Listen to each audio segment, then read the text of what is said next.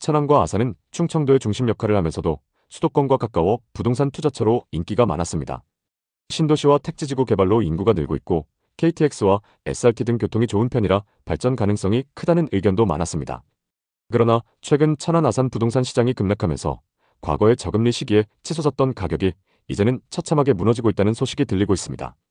지금 현장에서 집을 팔려는 분들의 이야기를 들어보면 매물을 내놔도 거의 연락이 오지 않는단 말이 많습니다.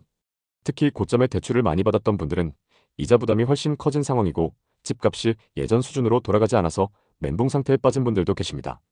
실제로 지금 이 지역에는 최고점 대비 반값까지 떨어진 곳이 많습니다. 한 투자자의 사례인데 그분은 남편이 지금 천안이 너무 올랐으니 조금만 기다리자고 했음에도 2021년 대출을 끌어모아 천안의 아파트를 샀다고 합니다. 그때는 천안에 집을 사면 절대 후회하지 않는다. 이런 주변 지인들의 이야기가 넘쳐났기 때문인데요. 그런데 3년 정도 지난 지금 거의 반토막 가까이 떨어진 시세를 보며 남편에게 면목이 없다고 털어놓았습니다. 이런 사례가 지금 천안 아산 곳곳에서 벌어지고 있습니다. 하지만 이런 하락세에도 많은 사람들이 천안으로 몰려가고 있다고 하는데 도대체 왜 그런 걸까요? 요즘 천안에서 자주 듣는 이야기는 바로 돈 한 푼 없이 아파트를 살 수 있다는 것입니다. 더구나 돈을 오히려 벌 수도 있다고 합니다. 이런 이야기가 퍼지면서 많은 갭 투자자들이 천안으로 몰려들고 있습니다. 이게 어떻게 가능한지 궁금하시죠? 바로 전세 가격이 매매 가격을 초과하는 무자본 갭 투자 방식 때문입니다. 예를 들어 천안 두정동의 한 아파트는 매매 가격이 2억 3천만 원이지만 전세 가격은 무려 2억 5천만 원에 나왔습니다. 이렇게 되면 집을 산 사람은 전세를 두면서 약 2천만 원의 수익을 얻는 셈입니다. 쌍용동의 또 다른 아파트도 비슷한 상황입니다. 매매가가 9,500만 원이지만 전세는 9,700만 원에 계약되어 오히려 200만 원의 현금을 집주인이 챙기게 됩니다. 이런 상황이 계속 이어질 수 있을까요? 사실 여기에는 큰 위험이 숨어 있습니다. 현재 천안 지역의 전세가율은 약 80%에 육박하고 있는데 전국 평균이 63%임을 고려하면 매우 높은 수치입니다. 이런 높은 전세가율은 주택시장의 불안을 가져올 수밖에 없습니다. 그렇다면 왜 하필 천안일까요? 천안은 국가산업단지 설립 계획이 발표되면서 많은 기대감이 몰렸고 과거에도 갭 투자자들의 주목을 받았던 지역입니다. 특히 2021년에는 전세가율이 83%까지 올라가면서 갭 투자자들의 핫플레이스로 떠오른 적이 있습니다. 천안에서는 매매가와 전세가의 차이가 적거나 심지어 전세가가 매매가를 초과하는 경우가 많다는 뜻이죠. 이런 상황은 부동산 중개업소에서도 적극적으로 활용됩니다. 중개업소에서는 세입자들에게 이렇게 말하곤 합니다. 지금 이 아파트는 2억 3천만 원에 나왔지만 곧 2억 7천만 원, 2억 9천만 원까지 오를 거예요. 그러니 2억 5천만 원에 전세로 들어가도 안전합니다. 이 말에 설득당한 세입자들은 높은 전세가를 감수하고 계약을 체결합니다. 왜냐하면 천안은 매물이 부족하고 집값 상승에 대한 기대감이 높은 지역이기 때문입니다. 이런 환경이 무자본 갭 투자를 가능하게 만드는 원인입니다. 갭 투자의 장점은 단순합니다. 내 돈을 거의 들이지 않고 부동산을 소유할 수 있다는 점. 그리고 전세금을 통해 즉각적인 현금을 확보할 수 있다는 점이죠. 특히 천안처럼 전세가율이 높은 지역에서는 이 장점이 극대화됩니다.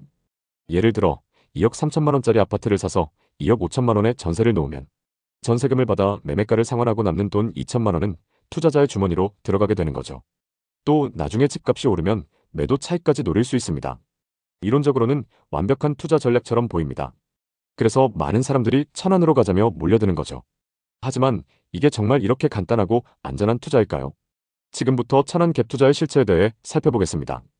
천안은 이미 2021년에 갭 투자 성지로 주목받은 적이 있습니다. 당시 전세가율이 83%에 육박하며 투자자들이 몰려들었죠.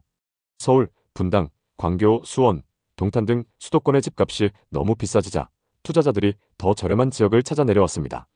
천안은 수도권과 가깝고 가격이 상대적으로 저렴하며 전세 수요가 탄탄한 지역으로 꼽혔죠. 천안은 수도권 전철 1호선과 KTX로 서울과 빠르게 연결됩니다. 또한 삼성 디스플레이와 같은 대기업의 공장이 위치해 있어 안정적인 일자리와 인구 유입이 기대되는 지역입니다. 이런 인프라는 전세 수요를 뒷받침하며 갭 투자 환경을 더욱 매력적으로 만듭니다. 천안은 젊은 층과 신혼부부 그리고 외지에서 온 근로자들의 전세 수요가 높은 편입니다. 매물이 부족한 상황에서 전세가는 계속 오르고 이는 갭 투자자들에게 이상적인 조건입니다. 자, 여기까지 들으면 나도 천안으로 가야겠다는 생각이 들 수 있습니다. 하지만 갭 투자는 겉보기엔 단순해 보이지만 숨은 위험이 많습니다. 천안 부동산 시장의 리스크를 하나씩 짚어보겠습니다. 충남 지역, 특히 천안과 아산에는 2025년과 2026년에 수요에 비해 많은 가구가 입주 예정입니다.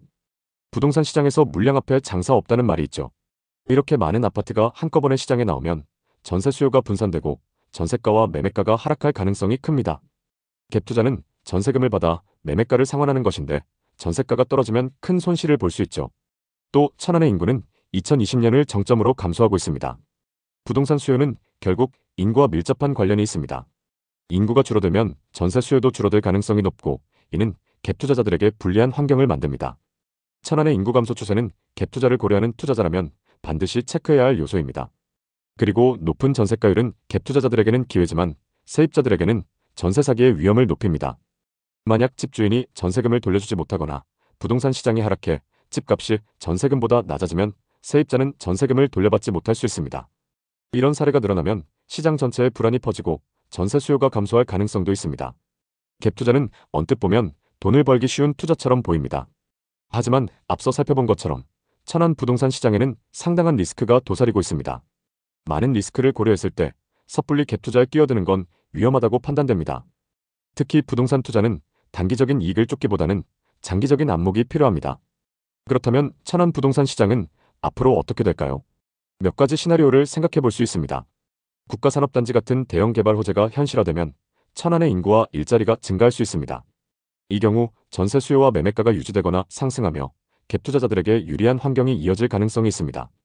반대로 입주 물량 폭탄과 인구 감소, 금리 인상으로 전세가와 매매가가 동반 하락할 수 있습니다.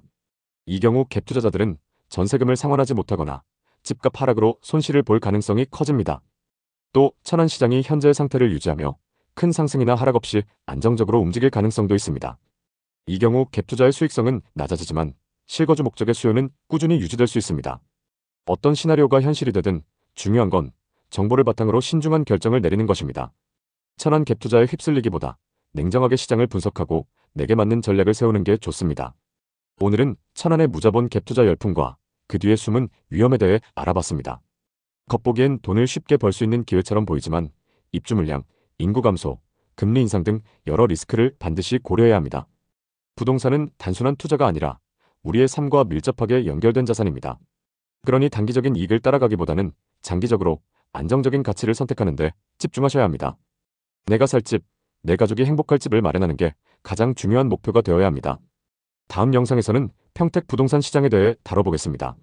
모두 부자 되시는 그날까지 좋은 정보 전달드리겠습니다. 오늘 영상이 도움되셨다면 구독, 좋아요 부탁드립니다. 감사합니다.